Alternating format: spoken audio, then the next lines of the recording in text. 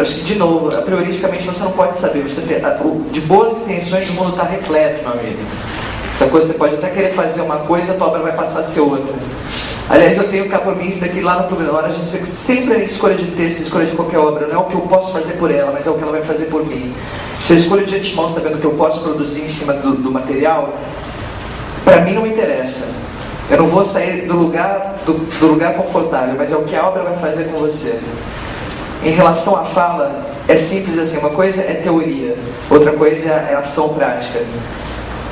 Se a tua coluna arrepia, se você fica gelado, ela te tirou de um ponto, ela te deslocou de um tempo, de um espaço, ela criou, a partir da linguagem, a gente cria tempo, a gente cria espaço, por isso que já não é mais questão, ou não cria.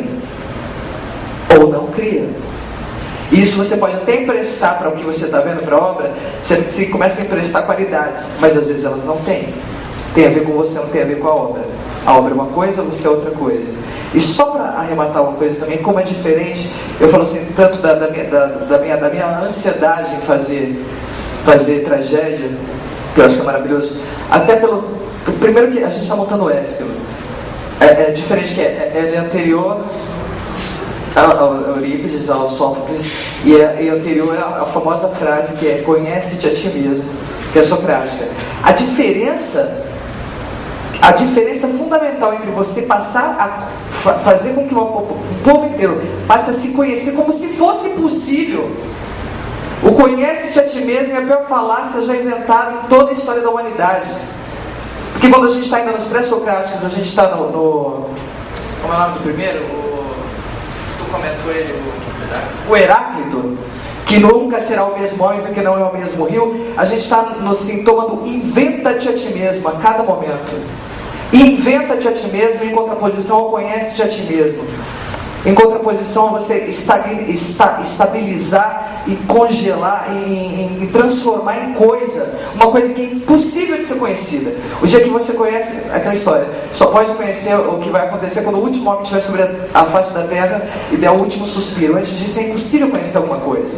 Senão você objetifica e aí você transforma aí você tem um aspecto fetichista. Só mais uma coisa, eu sempre fiquei pensando rápido, nos minutos que eu não tinha, né? Então, é rápido. É que eu acho muito bonito, assim, se a gente pensar na Ágora ou em Epidaurus, cara, que era aquela coisa gigantesca. Dizem que a ressonância lá era maravilhosa. Acústica. Mas se você pensar no suporte mesmo da monumentalidade, e se você lê, como vocês viram, quando a gente lê, é uma poesia que não é para ser gritada, que é o avesso do que todo mundo faz na terra. A poesia gritada, porque a gente encara como se o suporte fosse necessário para você chegar à distância. Você mata, liquida às vezes a poesia. Aí, se existe um aspecto fetichista, você tirar da Ágora, tirar da monumentalidade do suporte espacial e colocar ela aqui. Eu coloco para dentro de você. Em vez de eu ficar jogando para dentro de você, eu altero completamente o sentido da palavra. Eu nem sei o que eu estou falando. Eu entendo o que, mas o como é uma experiência que é transformadora em relação ao tempo e ao espaço criado. Não digo não é o espaço físico, mas é o espaço metafórico, é o tempo metafórico que dura. A gente pode reduzir sim a obra, às vezes, para 40 minutos, porque a nossa sensação de tempo, a nossa experiência de tempo passa a ter 4 horas. Ou não. E às vezes uma peça de 4 horas, você não sobra 5 minutos de absorção depois. É relativo nesse sentido, se você está dialogando nesse sentido assim, de criar habitação a partir do que você tem em mãos, do que aquilo faz com você, não com o que você pode fazer com aquilo.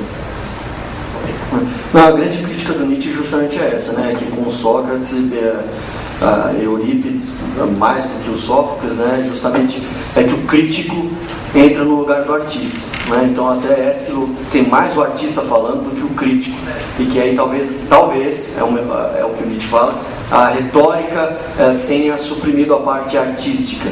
Mas é possível encontrar arte no embate retórico, né? Como se diz do Agon. O que é o Agon? É um embate retórico, literário, enfim.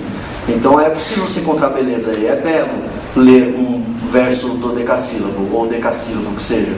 É belo perceber as tônicas e as átonas da palavra. Isso também pode te movimentar de alguma forma. Mas o que eu queria dizer a respeito disso é que tem uma coisa que é a univocidade. É a univocidade. O que é a univocidade? É a multiplicidade dentro de uma coisa que a gente não sabe o que é. Sabe? É preciso... O mundo está muito sem poesia mesmo. É preciso acreditar nesse mistério, sabe? É preciso acreditar nessa coisa que permeia todos nós e que a gente não consegue explicar. Se você pensar no esquema de poesia, a diferença é assim, você lê um poema hoje, você lê um poema e você faz livro, né? Você não fica lendo, eu li o primeiro, li o segundo, estou na terceira página, já acabei o livro, hein? 100 poemas, eu li tudo. É um imbecil completo, de pai e mãe, a criatura que lê um poema atrás do outro, que é diferente da prosa. Você lê e deixa. Essa experiência que tem a ver com o texto da tragédia, que tem o sentido poético, mesmo quando ele é escrito em prosa, mas a semente, o que projeta, o que impulsiona toda a dramática é na poesia, que é no desdobramento, não numa continuidade de uma narrativa. Ela é toda cheia de interstício. Se você não se coloca no lugar como se lê uma poesia, você não monta essa porcaria.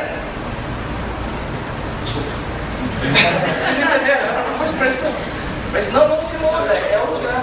Não, é curioso isso que ela falou em relação ao que a gente está vivendo agora no Teatro Vivo e nas plateias agora das viagens, quando termina o espetáculo Écoba. Quanto mais a pessoa da plateia, aí o César me corrige se ele achar que eu estou equivocado, mas quanto mais as pessoas da plateia entendem de tragédia grega, são acadêmicos, são estudiosos, mais eles ficam incomodados, no final eles não se conformam porque eles querem que o diretor apareça, explique para eles por que você trouxe esse figurino do Peru, por que é colorido, por que essa música da Croácia no meio da tragédia grega, e as pessoas que vão para essa experiência de deixa fluir, deixa ver o que vai acontecer, elas não importa, elas não querem saber explicação, elas vêm comentar, olha que máximo que é isso, não é assim, sabe? É impressionante como às vezes essa relação, é muito rica essa relação de um espetáculo com a plateia, por isso, porque você vê como que bate em cada um esses temas e essa linguagem que o diretor propõe, e essa necessidade que as pessoas têm de explicação para tudo, quando na verdade é para você assistir e deixar um pouquinho assentar a coisa, sei lá. Eu às vezes tenho dúvidas assim, como que está a conversa sobre a interpretação, assim, a inibição que a gente tem de ter uma palavra tão trágica em si mesma, assim, como se ela se bastasse, e às vezes os diretores e os atores ficam tímidos pelo medo de ir nesse caminho que você falou que é um grandiloquente, mas aí também fogem da emoção. Porque quando a gente tem brecha, né, Cida, a gente fala assumidamente. Aqui sim, aqui não, porque faz um sentido teórico. E na tragédia eu sinto falta, quando eu assisto, disso ser mais claro. Sabe? Parece que a gente se intimida. Assim. A palavra é tão trágica que eu não preciso. É melhor você não se emocionar, porque pode ficar mexicano e não grego, sabe? Então, eu queria que vocês, como artistas, falassem se é só uma impressão ou se geram mesmo um conflito em alguns momentos. Gera. Sempre. O artista que não está em conflito está morto. Mas gera sim. É difícil quando você lida com uma fala como a da Polixena, por exemplo, que diz para Écuba, é tua vida desgraçada que me faz chorar e soluçar. Como é que é? É tua vida desgraçada que me faz chorar e soluçar copiosamente, alguma coisa assim. Mas como é que se lida com uma fala dessa, né? Como é que... não sei te dizer, não tem uma resposta. Eu acho que isso que a Ju falou é bem bacana, assim. A gente não pode chegar com uma coisa muito pré-concebida diante de uma obra de arte. A gente tem que fazer aquilo que os gregos falavam da heurística, sabe? Da descoberta. Você tem que ir descobrindo. E a gente descobre a todo instante. Uma obra de arte é difícil mesmo. O Picasso, para chegar a Guernica, pintou mais de 2.000 esboços. Então é sempre profundo. Então é uma dificuldade presente, real. A gente tem que lidar com ela.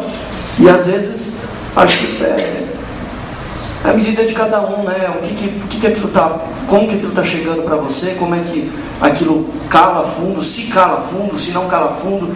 E aí, quer dizer, às vezes não importa muito o que eu sinta como ator aqui no palco, importa a expressão que chega. Se eu estiver chorando copiosamente e ficar aqui assim, mas chorando, você não vai ver nada, certo? Você não vai saber o que o personagem está, pelo que o personagem está passando. Então, se eu falo cortando os S's e os R's, você vai entender que eu tenho um tipo de formação cultural, se eu falo com todos os R's e com todos os S's, você vai entender que eu tenho um outro tipo de formação cultural, enfim, porque a gente está lidando com signo o tempo inteiro. Então qualquer coisa, o palco vazio já significa alguma coisa.